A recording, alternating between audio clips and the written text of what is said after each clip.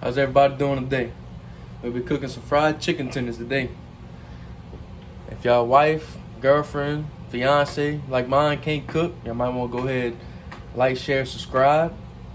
I'm gonna show y'all how I like to cook my chicken tenders. Y'all stay tuned.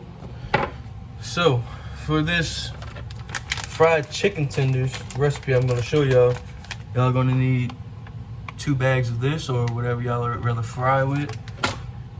Any hot sauce to y'all liking, grease, and of course the chicken breast. So I'm gonna show y'all how I like to cut up my chicken breast. I'll show one and I'll do the rest, and I'll come back, so y'all stay tuned. So you cut it in half like this. I like to take all this fat off of there, all that junk.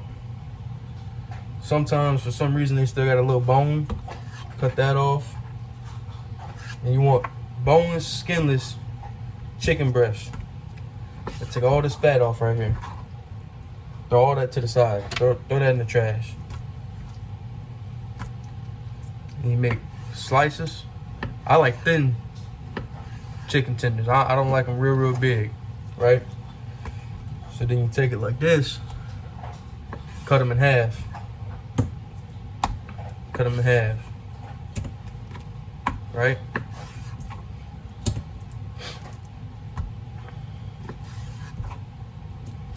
See, like that's fine. Right there, that's fine. But all this fat right here, cut all that off. That's all junk. That's nasty. Flip it over, you check it as well. Again, you cut thin slices. Thin slices. It's gonna look like this. You want all of them to look about that size. Just like this. Alright? So I'm gonna go ahead and finish cutting these up, and then I'll come back whenever it's time for me to marinate them. Y'all stay tuned.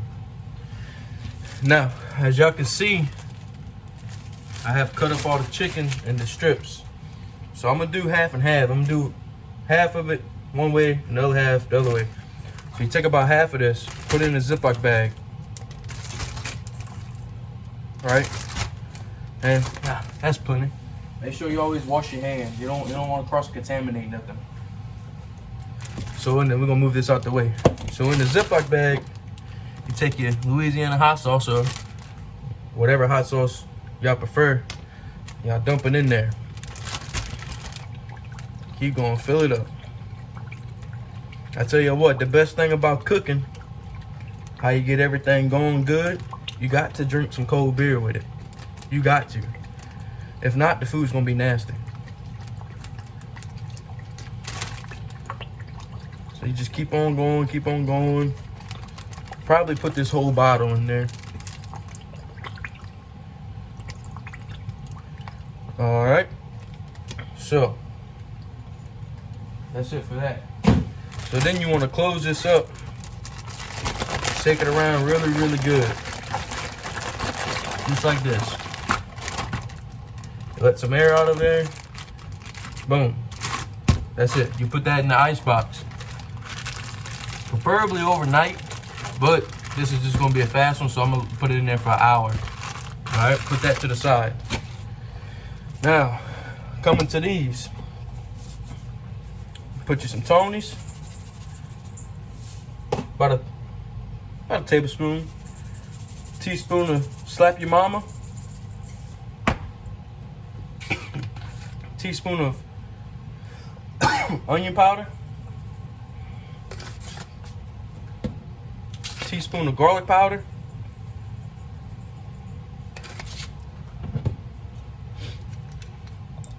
Teaspoon of Worcestershire. I just know how much. I just guess. Then you mix all that up. Mix all this up. Wash your hand again. And then you get you some mustard. I didn't have any open in the icebox, so I had to get some out the pantry. And then you shake that up real well. Right? And you squirt you some mustard in there. That's gonna act as your wet to stick to the flour or chicken batter or whatever. whatever you may be using. So then cover this up and put it in a Ziploc bag, whatever you want to do, and you put it in the ice box along with the other chicken tenders. Let it marinate for a little while. The mustard isn't gonna hurt nothing. It's not gonna have a mustardy taste. It's just simply a binding for the flour or the chicken fry. So I'm gonna let this marinate for about an hour, and then I'll come back whenever I'm about to batter them. Y'all stay tuned. So as y'all can see, we have our chicken now, both of them. Now we're fixing to start battering them up. So you open this up, grab a knife. You open this up, make sure it's all down, and you're gonna do what I just did. And then you take it, a Ziploc bag, and you pour it in there.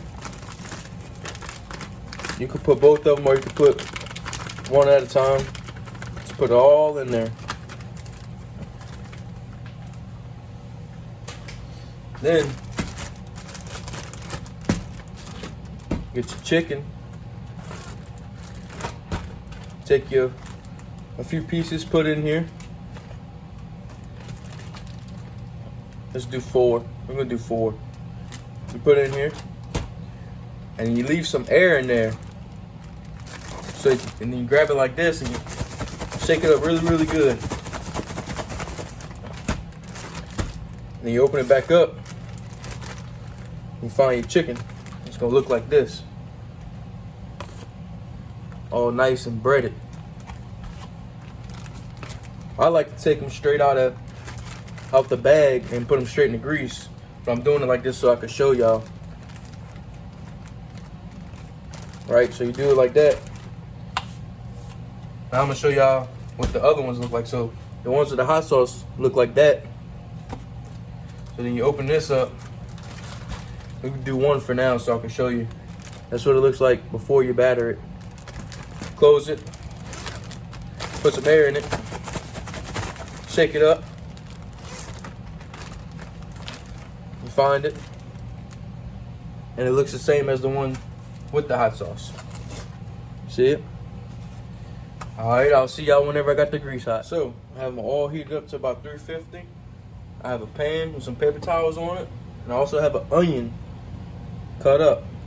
Point of the onion cut up, you put your stuff in there, whatever you're frying, you put some onions in there, and it won't burn the oil. So we have our breaded chicken. We're gonna grab a piece and just, yeah, there you go. See, that's how you know that oil's hot. That oil's ready.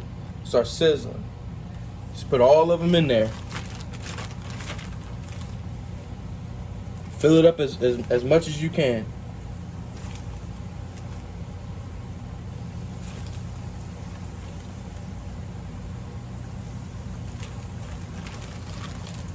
And you're gonna want to let that cook until they start floating. Now I like to do it once it starts floating, let it go for about another minute, minute and a half, so that I know that they're finished.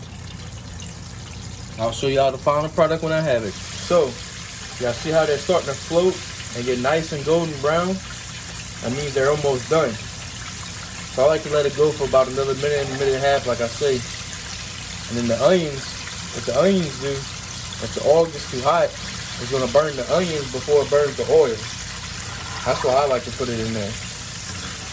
So these are done. So what you wanna do is you wanna take them out, let them drain a little bit, and you put them over here on your paper towels.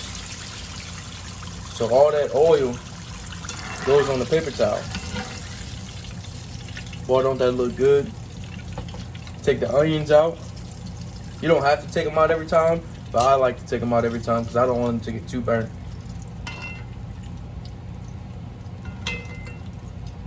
Then you let your oil heat back up and you put more in there.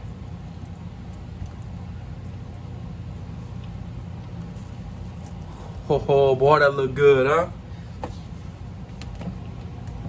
Thank y'all for tuning in for my first video. Thank y'all. Y'all have a good day.